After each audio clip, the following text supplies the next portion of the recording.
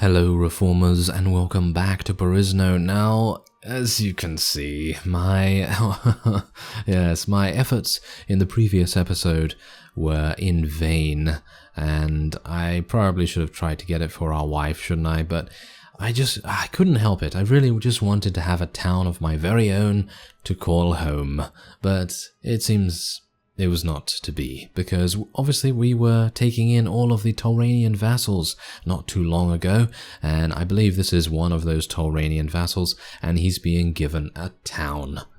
He's been given a town for doing nothing, basically. Gonna accept the decision. That's just how it has to be, unfortunately. Yeah, look at him. Look at him. He's not even an elf. He's not even an elf. We know he's not even an elf, don't we? Oh well, never mind. Okay, I guess it gives me an opportunity to buy some land. So I'm gonna spend about 20,000 or so. Gonna buy 6 acres. It's not really that good, but it's gonna eventually, give me a good stockpile, which is what I would kind of like. Anyway, that has kind of taught me a little bit about what we should be doing. And that is not taking towns. Because if we take towns, it's just going to get given to someone else, isn't it? Yeah, I probably should have tried to maybe besiege a couple of castles first. Because if we'd besieged castles first, then those castles would have been given to the new vassals. And then we could have taken something like a town back. But I suppose it's also because I already have 2 castles. And that is a bit of a problem too. Anyway, as you can see here, oh, very nice. It seems like we only have 5 more days for this particular castle to run out of food. So I guess we're just going to kind of eliminate the presence of the Zan in this area, with the exception of Lille, of course. We know that Lille is very, very difficult to sort of deal with at the moment. It has 2,200 after all. We're going to need a campaign against them, but thankfully, because, technically the Elantorans are at peace with the Zan, they will not be attempting to take this back anytime soon. But as they've been performing relatively badly over the past couple of episodes, which I have to admit did give me a cause for concern, to be honest, because, we know the Zan as being extremely intense, extremely aggressive, faction. And it's not doing that. I don't know why, but it's just not. So it's a very strange sort of thing going on. Okay, so as you can also see, do you see this? You see that? You see that unit over there? That unit right here is a spearhead of, who is it now? General Chinggis or something? Oh, there's General Falcus, who is actually a Machiavellian defector. Well, that's amusing. He's joined a faction that does not want to attack anything by the looks of things. That's rather funny. But anyway. Point is, that is a spearhead of General Chinggis, and we defeated him in a... Oh, hello.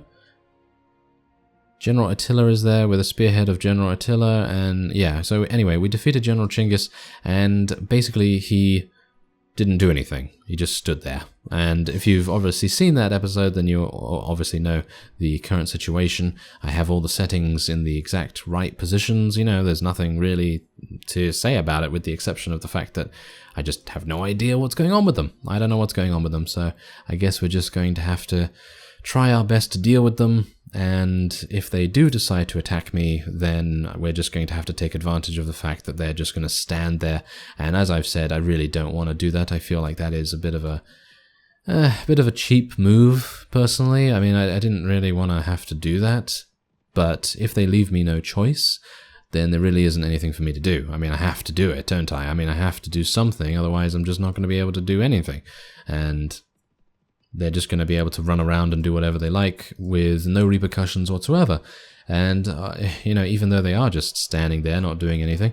Alright, well anyway, I'm going to level these guys up, and I'm probably going to wait until the castle starts to starve. I don't want to level up my companions right now. I seriously don't. Okay, I'm going to level up Tamaris and maybe Silavethiel, because they can get 10 in trainer. Look at that. That's wonderful. Tamaris already has 10 in trainer. That is fantastic. And who's the other one? Silavethiel, that's it. Because I realized that in one of my previous episodes we did spend a little bit too much time, you know, leveling up the companions, but that's the thing, you kind of have to, otherwise, you know, there's just, you know, your companions wasting their experience and things like that. But anyway, I could also cut it out, of course, but yes, maybe I'll do that in future.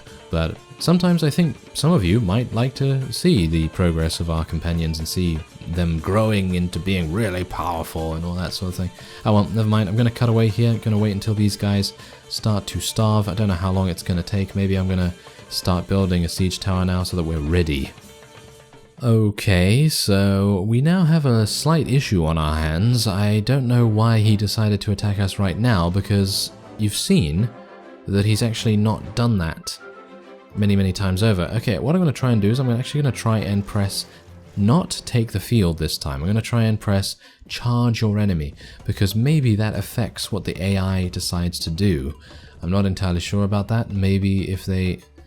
Are they really just going to go into formation and they're just going to stand there? If they do that, then that's going to be real sad. It seems like they are doing that. Okay.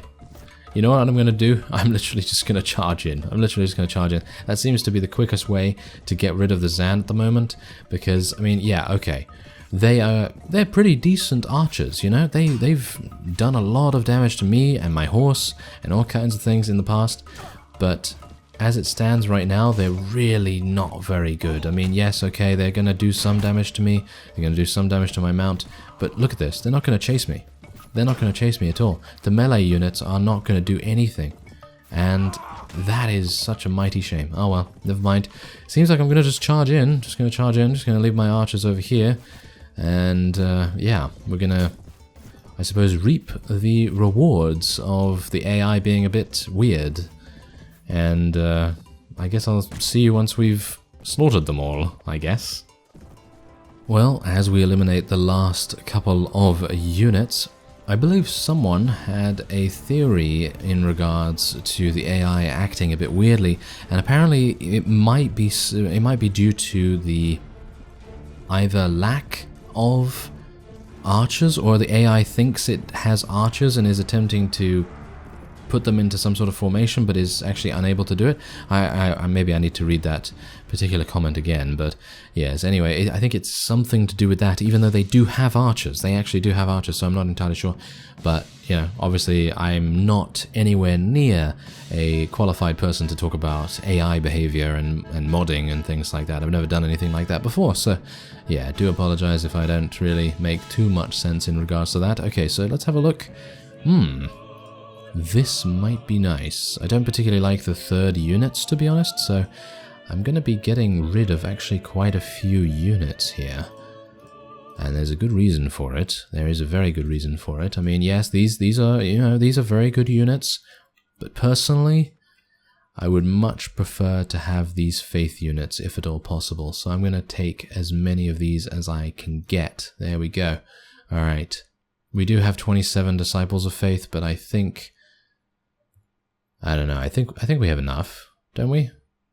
Do we have enough? I think we might have enough now. So I'm just going to take those. That should be fine. I mean, there's so many good units. So many good units.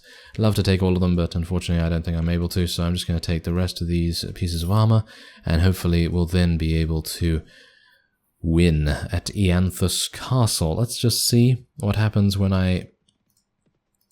Well, they're still not starving. They're still not starving. Okay, let's talk with the castle commander and see what's going on. Nope. Okay, apparently that's not going to happen anytime soon.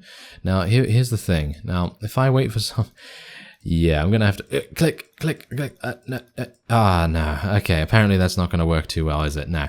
Yeah, so that's a bit of... Yeah, it's a bit of an issue with Perisno, but yeah, I'm going to have to wait until they start starving. But the problem with that is that I need a siege tower already built for us to go in there, unless I catch them when the starvation has reduced their population to below 20, or whatever it is, whatever the threshold is for surrender.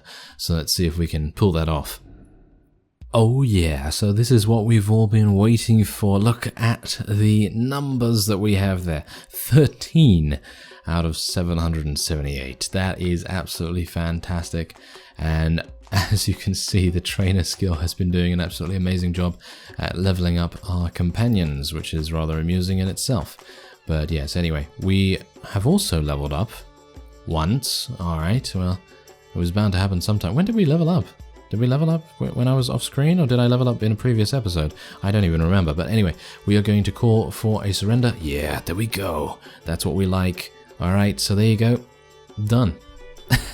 Yeah, that's exactly the reason why I kind of like the starvation mechanics for the most part. I mean, the one thing that I don't particularly like is that it takes a lot longer than it displays to cause the enemies to start being unconscious, basically.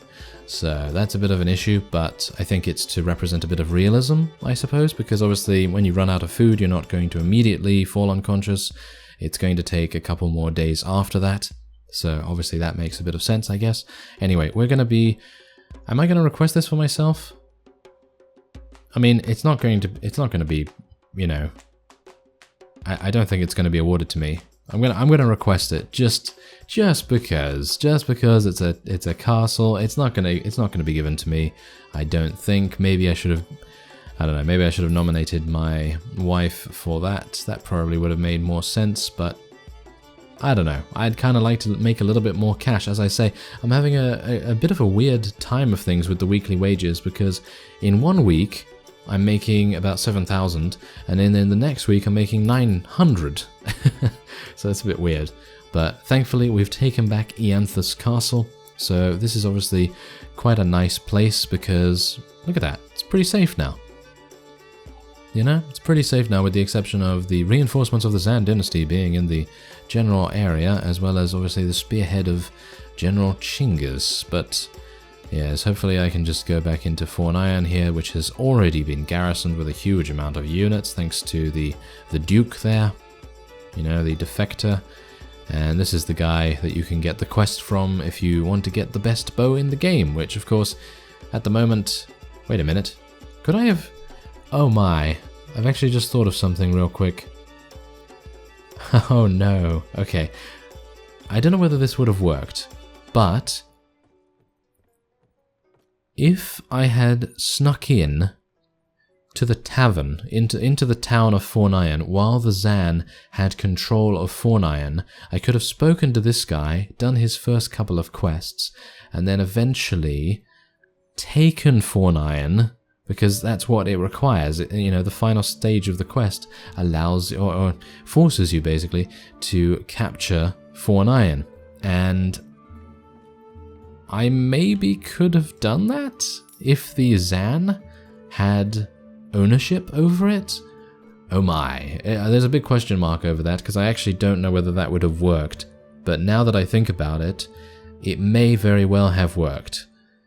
So now that's probably not ever going to be a possibility again. But again, I don't really mind so much, because it's a good bow. Yeah, don't get me wrong, the Perisno Dark Forest bow is really, really good. But I'm pretty happy with what I have right now, so it's not really a big deal to me, but there's the possibility. Yes, there's the possibility. Okay, so I'm going to speak to this Adventurers Guild guy, because I think he has a couple of quests for us. So basically, you guys are a group of people that send your guildsmen to help those in need, if paid. So we're basically mercenaries.